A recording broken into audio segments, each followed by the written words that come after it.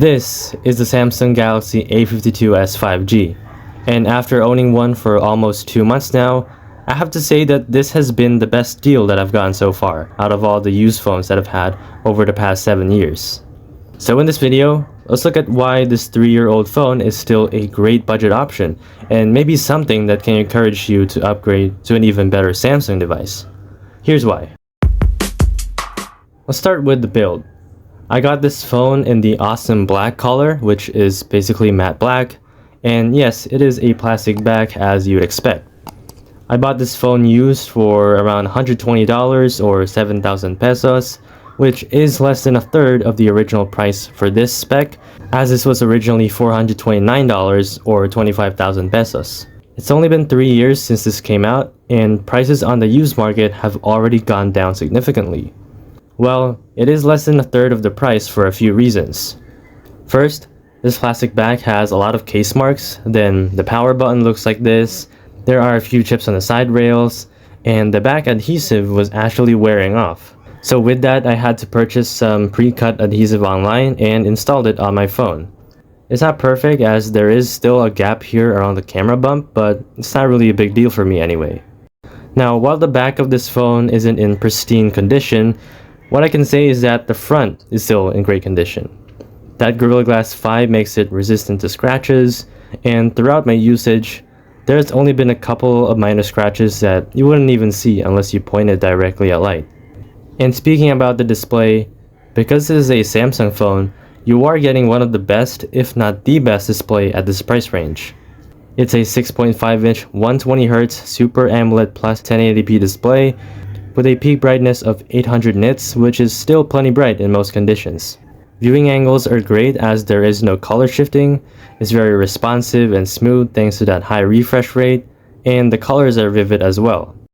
In addition, it has an in-display optical fingerprint sensor, and it works 99% of the time as you'd expect. The phone still has a headphone jack, and unlike the Galaxy A51 that I had back then, this actually has some of the best speakers that I've used on a phone.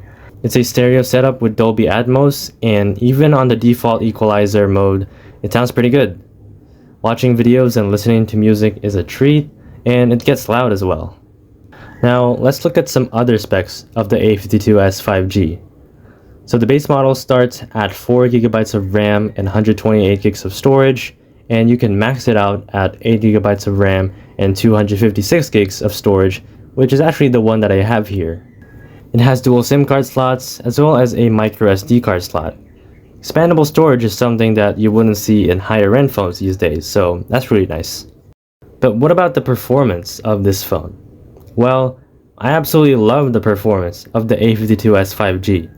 Multitasking is great and mostly seamless because of that 8GB of RAM, and I've had quite a few instances where I actually opened an app from yesterday and it was still open the way I left it. The 120Hz display also adds up in making the experience feel quick, so playing games is quite decent, and I've actually been playing PUBG Mobile on this phone at high graphics. So unlike the A51 which had an Exynos chip, this one actually has the Snapdragon 778G 5G, which is a 6nm chip. Oh, and speaking about 5G, this is the first ever 5G phone that I've owned, and it's been pretty good in my opinion. Now, the cameras. Like the previous models, this one also has a quad camera setup. The main camera is a 64 megapixel sensor at f1.8, a 12 megapixel ultra wide, a 5 megapixel macro, and a 5 megapixel depth sensor. And for the selfie camera, it's a 32 megapixel sensor, which takes pretty good photos. Basically, this phone takes photos with good dynamic range, detail, and also color representation. 10x zoom is also usable with the help of optical image stabilization, and what I really like about using the camera app is that they now fix the shutter lag. It's still not perfect or as quick as some other devices, but it is a good step in the right direction. For videos, it can shoot slow-mo and super slow-mo, as well as videos from 1080p 60 up to 4K 30. And for the portrait mode, I can say that it is also improved a lot from the previous models, and that's including the selfie camera as well. So overall, a solid set of cameras and good software that allows for great photos. On the software side, this phone is on One UI 6.1 on Android 15, but unfortunately that's going to be the last major software update for it. So coming from a Xiaomi device again with the Poco M3, I really enjoy using Samsung's software skin as it has a lot of customization options and features. It's smooth, and I think that it's still the best Android skin out there that isn't stock Android. So if I had to pick the weakest part of this device, I think that's probably the battery. It's a 45 milliamp hour battery, so at least 500 milliamp hours more than the A51, but this phone is also more powerful and it has that 120Hz display, which means that it drains more battery. Power saving mode does help a bit, but I don't really use it because it forces the display to go down to 60Hz, which I obviously don't want.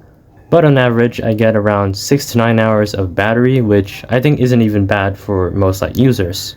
I am using Samsung's battery protection mode at the maximum setting, so basically it stops charging once you hit 80%, which is really good for protecting your battery in the long run, but not so much if you're trying to get the most out of your battery, obviously.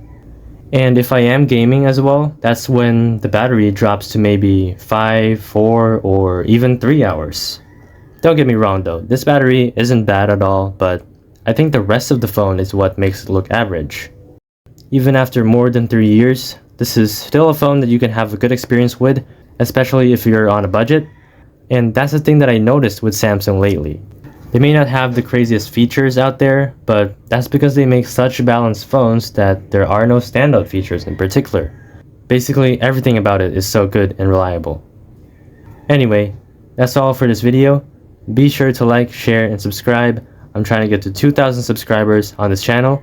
See you in the next one.